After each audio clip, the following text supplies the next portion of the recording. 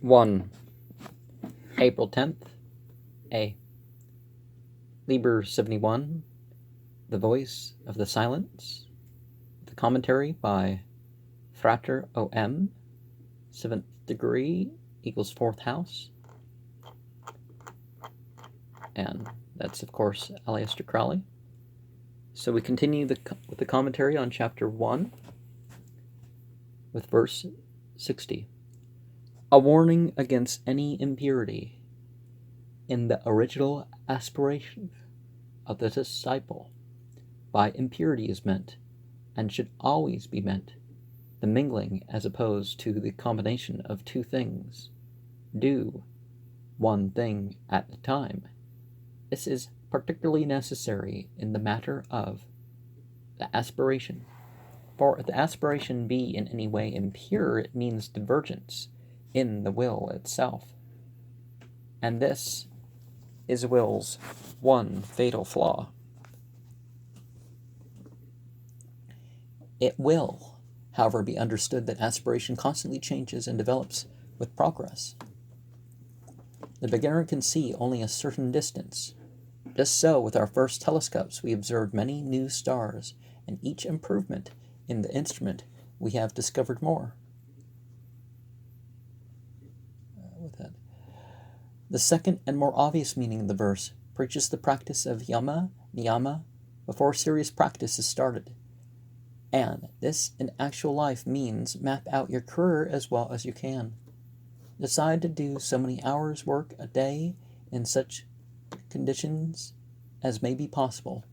It does not mean that you should set up neuroses and hysteria by suppressing your natural instincts, which are perfectly right on their own plane, and only wrong when they invade other planes and set up alien tyrannies. By desires and vices are meant those things which you yourself think to be inimical to the work. For each man they will be quite different, and any attempt to lay down a general rule leads to worse than confusion.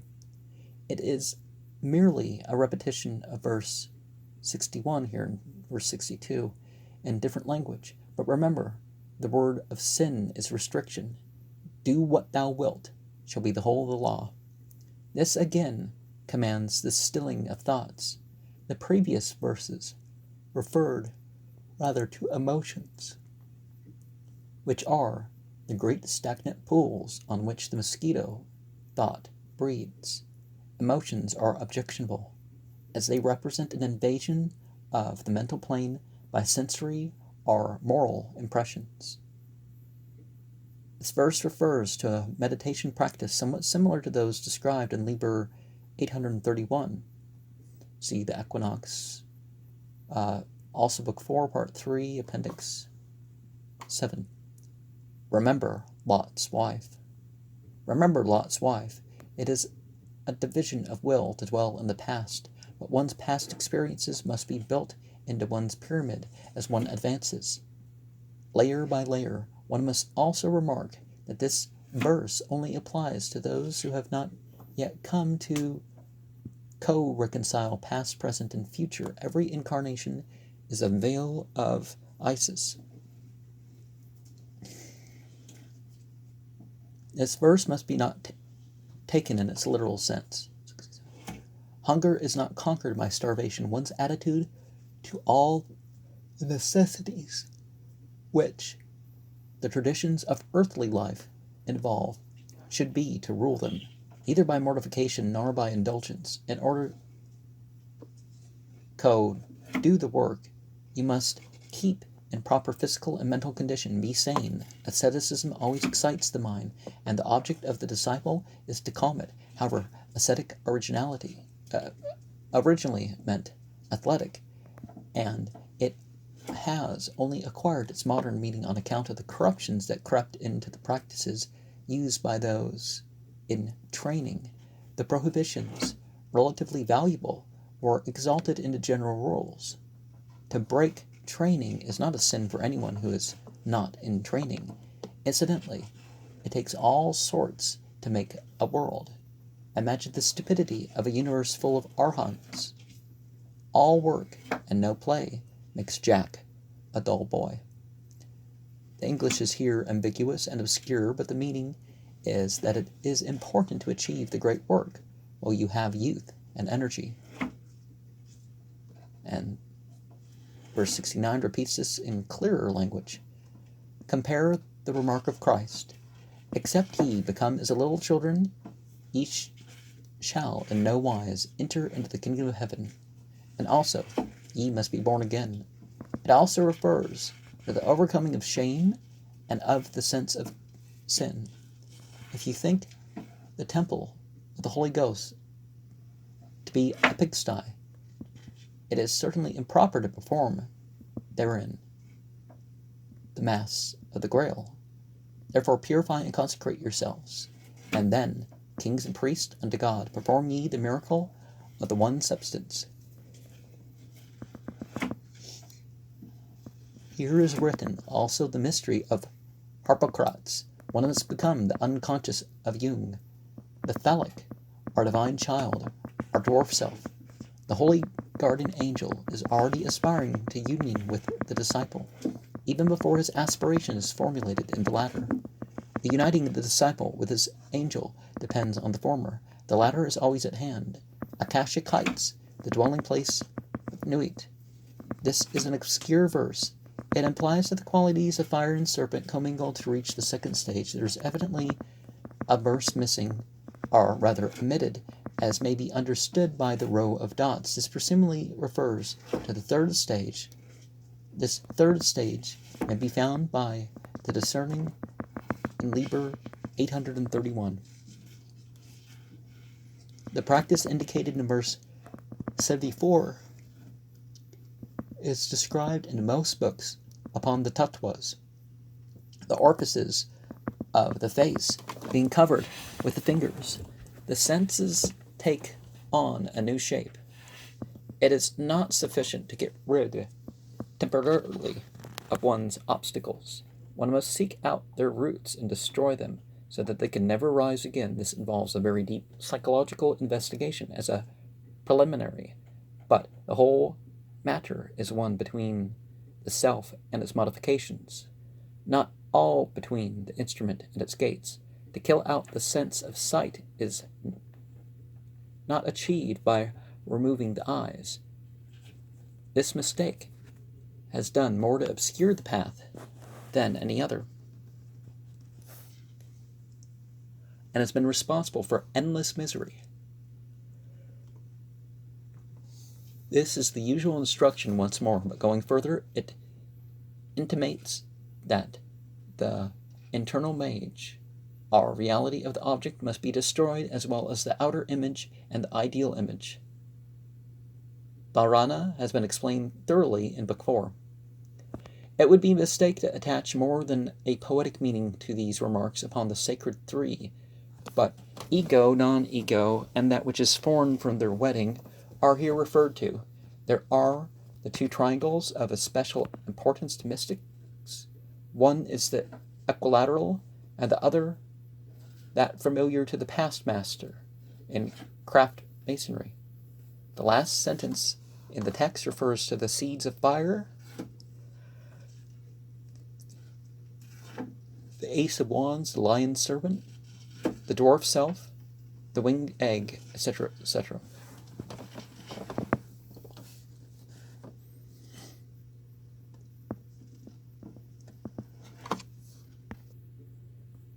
The isosceles triangle, at least as far as constellations are concerned,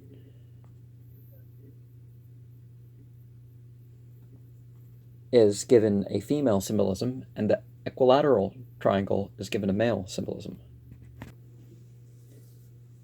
These states have been sufficiently and much better described in Book 4. In this verse is given a hint of the underlying philosophical theory of the cosmos. See Liber 111 for a full and proper account of this. Again, principally poetical, the man is conceived of as a mere accretation accretion about his dwarf self, and he is now wholly absorbed therein, for it is also all being of the body of Nuit, important as indicating the attainment of a mystical state in which you are not only involved in an action but apart from it. There is a higher state described in the Bhagavad Gita. I, who am all and made it all, abide its separate Lord. The 5 impediments are usually taken to be the 5 senses. In this case, the term master of the 6th becomes of a profound significance. The 6th sense is the race instinct, whose common manifestation is in sex. The 6th sense is then the birth of the individual, our conscious self with the dwarf self, the silent babe, Harpocrates. The 4 modes of truth, noble truths, are adequately described in science and Buddhism.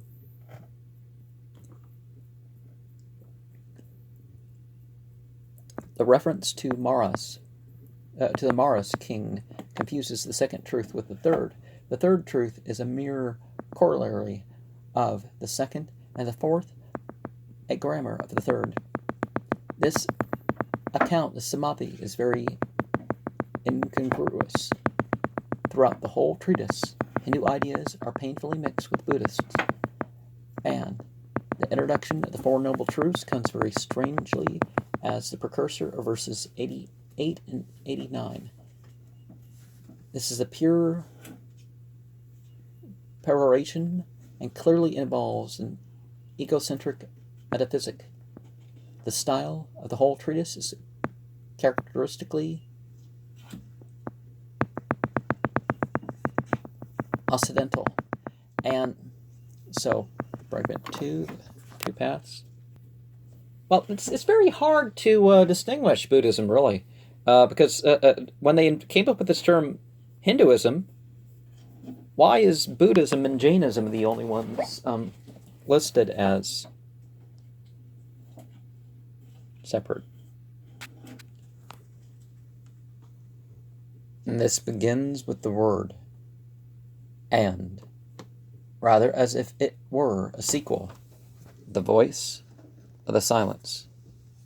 It should not be assumed that this is the case, ever assuming that the first fragment explains the path as far as master of the temple. It is legitimate to regard this 2nd fragment, so called, as the further instruction for the master of the temple must leave his personal progress to attend to that of other people, a task from which, I am bound to add, even the most patient of masters feels at times a tendency to revolt. One is compelled to remark a certain flavor of sentimentality in the exposition of the heart doctrine, perhaps due to the increasing age and weight of the authoress. He really said that, huh? Okay. The real reason of the compassion, so-called, of the master is a perfectly practical and sensible one. It has nothing to do with the beautiful verses. It is only the sorrows of others cast their shadows over me. The master has learnt the first noble truth. Everything is sorrow. And he has learnt that there is no such thing as separate existence. Existence is one. He knows these things as facts, just as he knows that 2 and 2 make 4. Consequently, although he has found the way of escape for that fraction of consciousness which he once called I, and although he knows that not only that consciousness, but all other consciousnesses are but part of an illusion, yet he feels that his own task is not accomplished while there remains any fragment of consciousness. Thus, unemancipated from illusion, here we get into very deep metaphysical difficulties, but that cannot be helped, for the master of the temple knows that any statement, however simple, involves metaphysical difficulties which are not only difficult, but insoluble. On the plane of which reason is Lord, all antinomies are irreconcilable. it is impossible for anyone below the grade of Magister Templi even to begin to comprehend the resolution of them. This fragment of the imaginary Book of the Golden Precepts must be studied without ever losing sight of this fact. The tree of knowledge is, of course, another euphemism, the dragon tree representing the uniting of the straight and the curved, a further description of the tree under which Gautama sat and attained emancipation is unfit for this elementary comment. Aum mani padme hum. This expression, two paths in one, is intended to convey a hint that this fragment has a much deeper meaning than is apparent. The key should again be sought in alchemy. And comment for verse 6. This is indeed a serious metaphysical complaint. The solution of it is not to be found in reason. And then on 8. The authoress of these treatises is a little exacting in the number of things that you have to do before you take your first step, most of them being things which more nearly resemble the difficulties of the last step, but by learning to distinguish the real from the false is only meant a sort of elementary discernment between things that are worth having and those that are not worth having. And of course, the perception will alter with advance in knowledge. By head learning is meant the contents of the ruach, mind, are manas. Chia is subconscious in its best sense, that subliminal which is sublime. The eye doctrine then means the exoteric, the heart doctrine, the esoteric.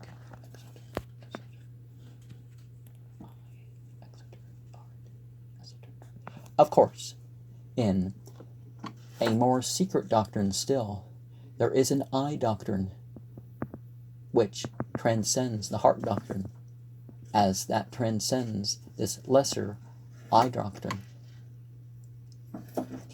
The soul, Atman, despite its possession of the attributes omniscience, omnipotence, omnipresence, etc., is entirely bound and blindfolded by ignorance. The metaphysical puzzle to which this gives rise cannot be discussed here. It is insoluble by reason, though one may call attention to the inherent incommensurability of a postulated absolute with an observed relative. The word better is used rather sentimentally, for as it is better to have loved and lost than never to have loved at all, so it is better to be a madman than an idiot. There is always a chance of putting wrong right. As, however, the disease of the age is intellectualism, this lesson is well to teach. Numerous sermons on this point will be found in many of the writings of Frater Perturabo. Compare what is said in Book 4, Part 2 about the sword. In the last part of the verse, the adjuration is somewhat obvious, and it must be remembered that with the progress of the realm of Maya constantly expands, that of Sat diminishes. In Orthodox Buddhism, this process continues indefinitely. There is also the resolution Sat equals Asat. The charge is to eliminate rubbish from the mind, and teaches that soul wisdom is the selective agent. But these fragments will be most shamefully misinterpreted if a trace of sentimentality is allowed to creep in. Soul wisdom does not mean piety and nobility and similar conceptions which only flourish where truth is permanently lost, as in England. Soul wisdom here means the will. You should eliminate from your mind anything which does not subserve your real purpose. It was, however, said in verse 11 that the mind needs not rut, and this also is true. But if all the facts known to the thinker are properly coordinated and connected causally and by necessity, the ideal mind will be obtained, for although complex, it will be unified, and at the summit of its pyramid be the soul, the injunction in this verse 12 to the beginner will be properly observed. Shun ignorance. Keep on acquiring facts. Shun illusion. Refer every fact to the ultimate reality. Interpret every phenomenon as a particular dealing of God with your soul. Mistrust thy senses. Avoid superficial judgment of the facts when they present to you. The last paragraph of, verse 13, gives too succinct a statement of the facts. The attainment of the knowledge of the holy guardian angel is only the next step. It does not imply Buddhahood by any means. Pride is an expansion of the ego, and the ego must be destroyed. Pride is its protective sheath, and hence exceptionally dangerous. But this is a mystical truth concerning the inner life. The adept is anything but a creeping Jesus.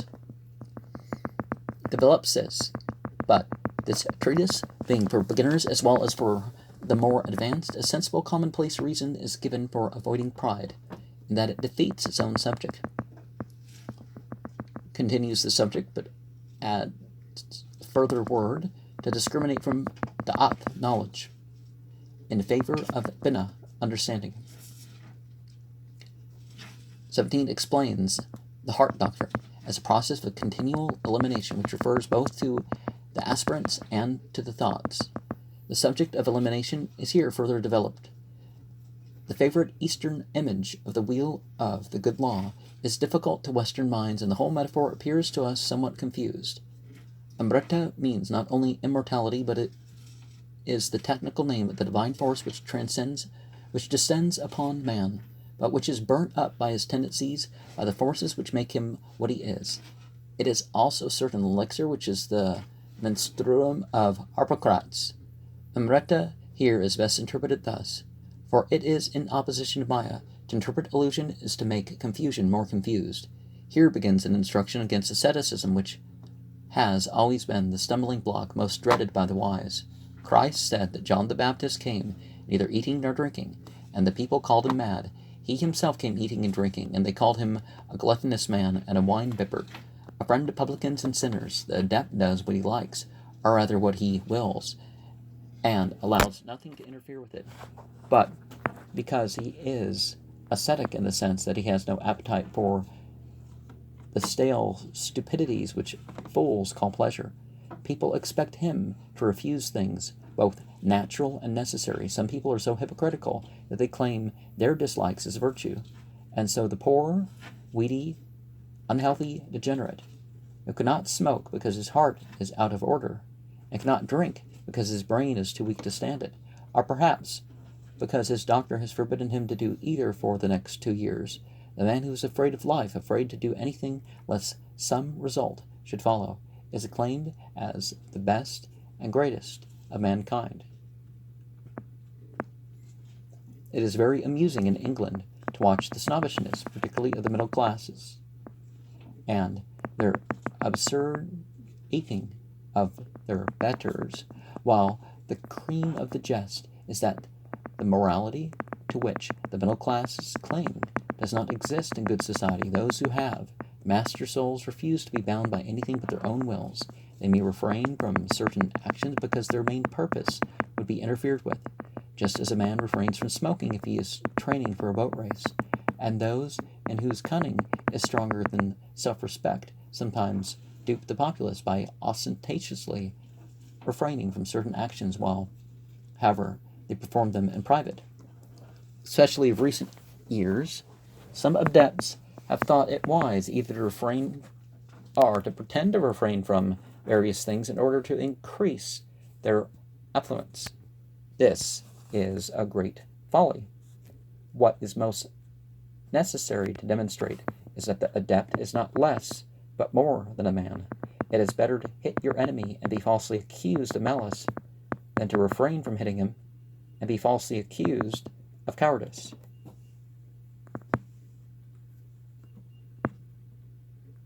Now, you can't see that what's an absolute, but you do need to act when it seems the best thing to act. This verse explains that the adept has no business to break up his domestic circumstances. The Rosicrucian doctrine that the adept should be a man of the world is much nobler than that of the hermit. If the ascetic doctrine is carried to its logical conclusion, a stone is holier than Buddha himself.